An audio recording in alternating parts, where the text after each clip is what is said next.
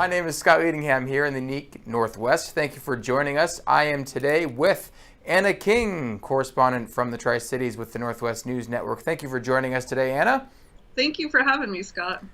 And it is a nice hot summer day. I have my short sleeve outfit on, my Sipowicz outfit from NYPD Blue. Short sleeve and tie. That's how Sipowicz did it in 1995. All right, moving on from that because no one remembers my NYPD Blue references. We are going to get right into it with Anna King doing Fire Watch of late, and also talking with some people in Oregon, ranchers, about tariffs and how they've been affected by those, but they still support President Trump, and also the impending drought in Oregon that you recently covered. So if you have any questions about those topics or others that Anna covers, go ahead and ask those in the comment section on Facebook, and we'll try to get to them now or after the live stream here today. Jumping into it first, Anna, fire everywhere, and not a drop of water to put it out. No, just kidding. We have water to put it out, and we've been putting out some fires, and you've been covering them.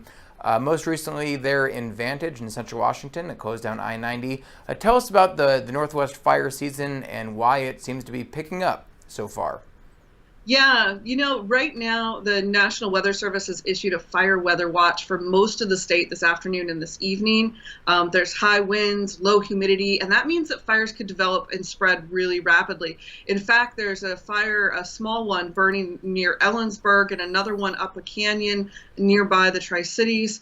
And so it's just kind of some dangerous situations, some dangerous conditions, really, as we go further into summer. And speaking of that, for the rest of the summer, there's going to be less humidity at night to knock down these fires with firefighters. There's not going to be as much rain, and these fuels are going to continue to cure out, making more big fires. So you had a story recently about how there's been more fire starts between January and now this year in Washington and in Oregon than in years past. So what's up with that? Yeah, in Washington and Oregon, there's already been like 500 in Washington on state lands, and Oregon has had 400 on state lands. And those are both really big numbers for this time of year. In Washington, we had a pretty decent snowpack, and Oregon had a light one. But then we had a really warm, dry May, which melted out much of the snowpack and dried the fuels out. And we're just starting to see that we're a month early in the fire season as far as the conditions go. It's more like August now than July. And that combined with the overall trend of hotter, drier weather, climate change, and our fire seasons are also longer, is adding up to be pretty volatile. Most of these fires are human caused. People think that sometimes these are natural fires, but the majority of these fires are human caused. And we're getting more of them because the Northwest has grown in population, and there's more people out in wilderness areas and remote areas to start these fires. And people don't think about starting fires earlier in the year, like, when it's May and June, people think, oh, it's still wet, it's okay. And they don't really start thinking about wildfires until like August. So our brains are telling us one thing and the conditions out there are another. And plus, we've had some lightning this year, and lightning often strikes in these remote areas that are hard to catch or to fight fire in. Yeah, well, fire everywhere, like I said, and there are a lot of firefighters to put it out and a lot of reporters, including yourself, to cover them. We certainly appreciate that. Lots more of that reporting at nwpb.org throughout the summer as we need to report on it. All right, moving on to Oregon and issues going there that you recently covered, particularly the drought in Oregon that is kind of impending, has been building, and elsewhere throughout the West. What did you find there, and who did you talk to about the drought? In one word, Scott, it's dry. When I went down to Southeast Oregon, it was still a bit green, but there was definitely the sense that it was going to dry up quickly. And that's been several weeks ago now.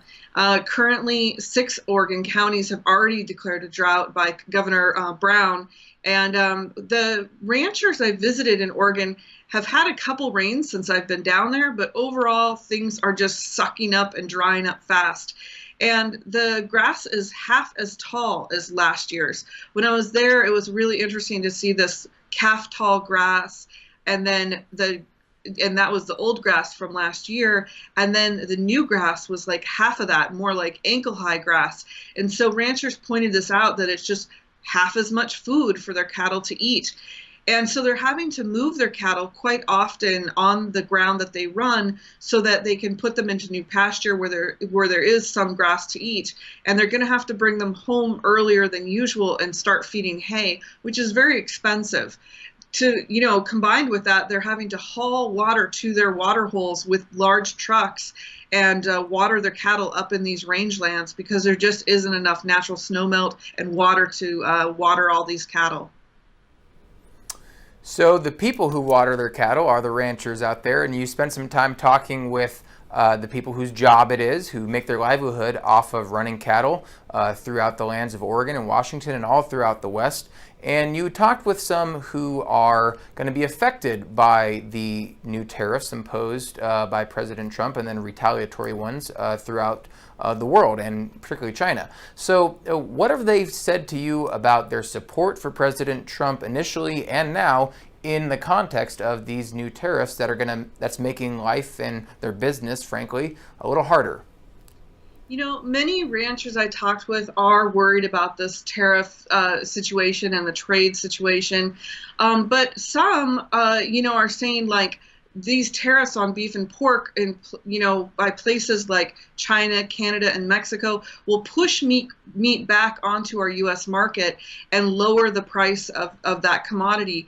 But ranchers out where I spoke to are still very supportive, at least at this point, of President Donald Trump. And in fact, one rancher told me if he had to sacrifice for our country, that's what he'd do. If he had to have a lower beef price so that the rest of the country's business went better, then he would make that sacrifice himself. Other cattle ranchers disagree, saying this could really hurt their business and put a squeeze on their profits. And there's an interesting divide. People who are closer to the production of cattle, like the cow-calf operations, they might be a little more supportive of Trump than people on the end of the line, closer to the foreign markets, which is like the beef packing plants and some of the feedlots. Sometimes those people are a little bit more skeptical and a little bit more interested in how this is all going to go because they're closer to the hurt that might happen in the next few weeks and months. But ranchers, to reiterate this, that ranchers aren't just one conservative bloc. They have different views and they have different business models. And so saying that they're all conservative would be, a misspeak. Yeah, certainly. I never like to lump everyone into one group, and we would never want to do that. So thank you for those stories. They've been really interesting to follow as you've been doing them, and I'm sure there's many more to come in the coming weeks. One story that you were on a few years ago now at this point, and just popped up back into the news this week about the Malheur National Wildlife Refuge occupation there in Oregon. And because it was back in the news, the pardoning by President Trump of two of the figures that kind of played prominently in that occupation, the Hammond family, Dwight and Stephen, father and son. And tell us a little bit about that background there, because I think some people might think that they were part of the occupation, which they weren't, but their story was integral to getting it started. So tell us a little bit more about the background there of the Hammond family. Yeah, as you know, Scott, I was there for a part of the occupation at Malheur, and so I saw the situation up close. And the Hammonds and the Bundys are very different. The Hammonds are a ranching family, a father and son who went to federal prison after they started several backburn fires to try and save their winter feed for cattle. And when those fires burned, there was lightning strikes in the area, and they were trying to kind of save their ground. And that kind of got them in trouble by the federal government. And when they were to go off to prison, they had this demonstration and in the town of Burns. And that's when Amond and his brother Ryan Bundy showed up with some of their supporters, claiming that this was a federal overreach and that they were there to call out this wrongdoing to the Hammond family. And they led the occupation of the Malheur National Wildlife Refuge. Now, the interesting side note is that the Hammond family really didn't want to be associated with these occupiers. And so I wrote a story called Too Many Captains, which is online that they're showing right now. And you can read more about all the players of the Malheur occupation. And then, many followers kind of came out of the woodwork and joined the Bundy occupation as it stretched on for several weeks. More and more people piled in, and I kind of went down there to Burns a few weeks ago, and when I talked with many ranchers and people down there, there's still a lot of hurt, a lot of sore people down there, and it's a scab that really hasn't healed over totally. Some people are in support of the Bundys, or others are in support of just the Hammonds, and there just really isn't one view in the community. I asked every person I saw, basically, how do you feel about it? What's going on now? And they just were hopeful that the Hammonds would be released, which they have been, but many of them said that it was just a sore deal and that they really didn't like that occupation happening in their backyard. Yeah, just like ranchers, don't paint everyone with the same broad brush, and don't paint the entire region and the entire town of Burns and the county there around Malheur with the same broad brush. Excellent point to be reminded of. But Anna, I know you had a few interesting anecdotes. We were just talking about that, of your time when you were down there covering the occupation, particularly around being involved on some road issues. So tell us a little bit about that anecdote. When you were down there covering it. And that picture behind you, if people can see it, is you covering it. Yeah, I was in the snow there, if you can see my father's painting behind me. But what happened is I was out on this press conference, and so every day the occupation would hold this press conference, and it was in this bleak middle of the road spot, just out in the middle of the fields and this wintry weather.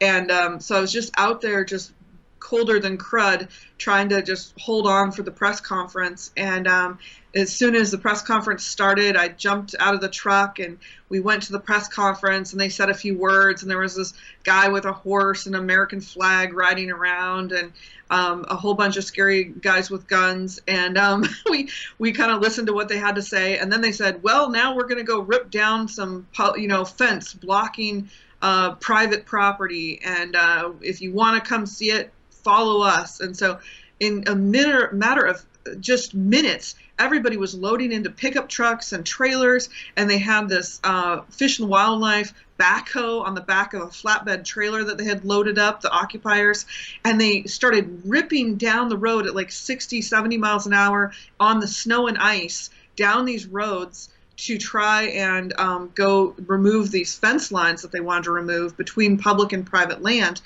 And what was really interesting is that, like, we almost got ran off the road by this guy named Pete Santilli, my driver, and I.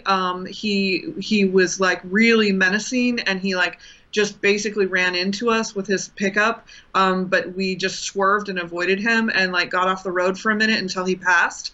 And then we just ripped down this road, and then we got out into like less and less good roads. It was just snow covered and just horrendous conditions. And then we finally got into this field, and we rolled off the road into this field where the snow was up halfway over our wheels halfway. And we just went into this crunchy snow, and then they got out and they were wading through the snow, taking these fence lines down with this backhoe and chains and people. But the interesting thing that I noticed, I grew up on a ranch, Scott, and what I noticed is all these people who were kind of like supposedly for the rancher and ranchers, and they had cowboy hats on, some of them, and they kind of like wanted to walk the talk. They didn't know how to fix fence, and they certainly didn't know how to take one down. And so the Hammond brothers were about the only guys that were good with the fence cutters and with the backhoe, and the other guys were just kind of trying to wrestle fence around, and they weren't very good at it. And so that's when I wrote that story, Too Many Captains, talking about how many different walks of life these occupiers came from, and not all of them were from ranching backgrounds. Certainly a harrowing experience. Wow, the tales a reporter has, and I think you said Hammond brothers. You meant to say Bundy brothers, I believe, I'm so right sorry. there. Yeah, that's fine. Yeah, knew what you meant. So, Anna, great stories and great reporting so far on all of these issues. Just real quickly before we go, it's very hot, going to be a hot one out there, and you're in a very hot part of the state, the Tri-Cities. How do you stay cool? What are you going to do? Well, my little niece Lily is on her way over the mountains to come see me from where my folks live in Pierce County over this way to visit me, and she's about 7 years old, and so I'm really excited to take her to my neighborhood pool, which we belong to, and to cool off. And just broadly, the Northwest is so great. There's so many beautiful swimming spots. Some of my favorites are Chelan, Rimrock Lake, Horseshoe Lake, Hood Canal, the Columbia River. Nothing beats a crisp lake or a briny bath in the Puget Sound, Scott. Briny is a very good way of describing Puget Sound swimming, I believe. And now our Puget Sound friends will probably be mad at us for saying that. But thank you so much for joining us today, Anna. This has been really delightful. Thank you. Thank you for having me. If you have any questions about Anna's reporting, you can probably find a lot of those answers at nwpb.org, or join us every week on Facebook, where we talk about news of the unique Northwest. And we're going to switch next week to doing it on Tuesday at noon instead of Friday. So join us back here next Tuesday at noon, where we talk about news here in the unique Northwest.